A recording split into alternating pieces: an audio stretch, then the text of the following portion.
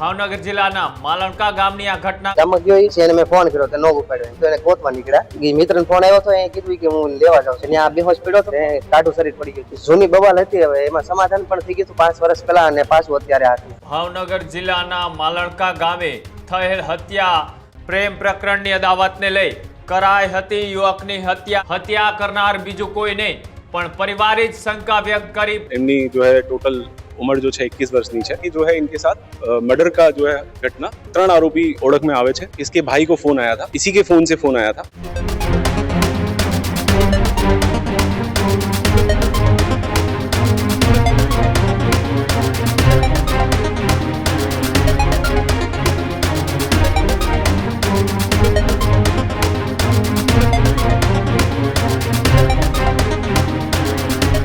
ભાવનગર જિલ્લાના માલણકા ગામે થયેલ હત્યા અને યુવાનની જે હત્યા કરવામાં આવી હતી પ્રેમ પ્રકરણની અદાવતને લઈ કરાઈ હતી. યુવકની હત્યાની શંકા અત્યારે વર્તાઈ રહી છે.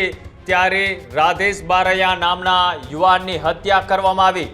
માલણકા વાડી વિસ્તારમાં રાધેશ બારૈયા બેભાન હાલતે મળી આવ્યો હતો. 3 કૌટુંબિક ભાઈઓ દ્વારા જ હત્યા કરાઈ હોવાની પરિવારને શંકા. રાહુલ બારૈયા, જયેશ બારૈયા અને મનોજ બારૈયા વિરુદ્ધ પરિવારે જ શંકા છે તે વ્યક્ત કરી. પોલીસે ફરિયાદના આધારે ગુનો નોંધીને અત્યારે તપાસ છે તે હાથ ધરી છે.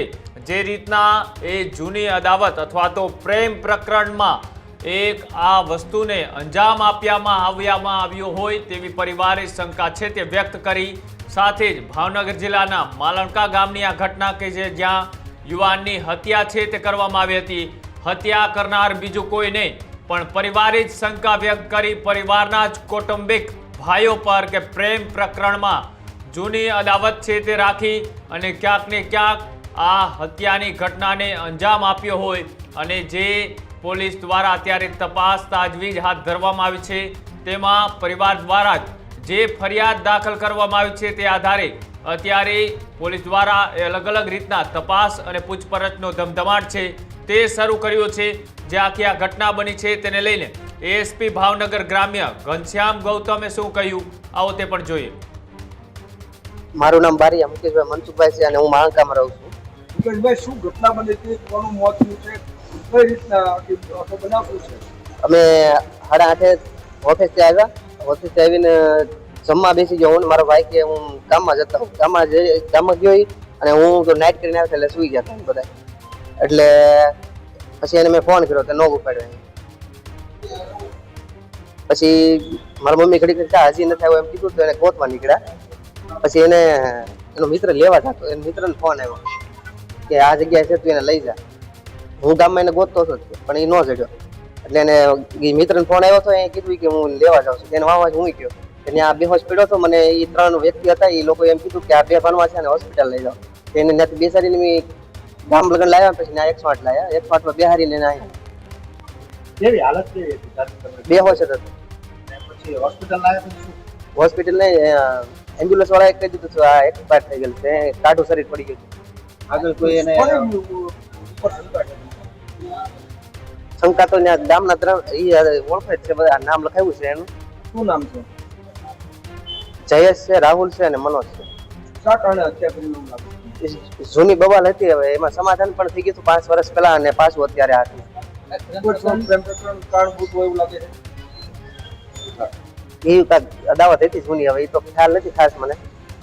શેના વડે મારવામાં આવ્યા?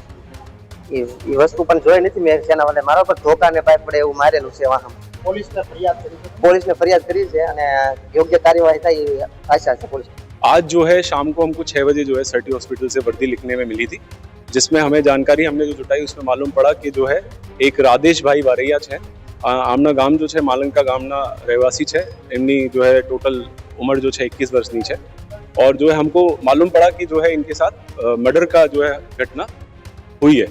उसके बाद हमने पुलिस जो है स्थल पर भेजी. वहाँ से जो जानकारी जुटा सकते थे हमने जुटाई. उसके बाद जो है सर्टी हॉस्पिटल में जो है इनक्वेस्ट पंचनामा और बद्दू जो कामगिरी होती है वो पुलिस ने की है. और અત્યારે तपास चालू है. कितना आरोपी अभी तक की जानकारी जो हमने जुटाई है उसमें हमको 3 आरोपी ओळख में आवे छे. जो क्योंकि वहाँ पे इसके भाई को फोन आया था, इसी के फोन से फोन आया था कि जो है ऐसे ऐसे अपने भाई को यहाँ से ले जाओ, तो वो हम सारी जानकारी जुटाने में लगे हैं। पुलिस की कामगिरी અત્યારે ચાલू છે। सर ये हत्या का कारण अभी निकालना बाकी है कि कैसे ये जो है गांव की बाड़ी में दूर जाके गया, कौन इसको लेके गया, और जो है ये सारे तपास के मुद्दे हैं और અત્યારે तपास चालू है। सर इसमें प्रेम संबंध कारण हाँ, बिल्कुल हो सकता है कि पहले जो है इसका बनाव एक 5 साल पहले जो है कुछ बना था, ऐसा अभी तक की जानकारी जो हमने जुटाई है उसमें अपने को देखने को मिला है। तो अभी इस एंगल को भी पुलिस जो है खरेखर जो है तपास का मुद्दा बना के आगे कामगिरी चालू है।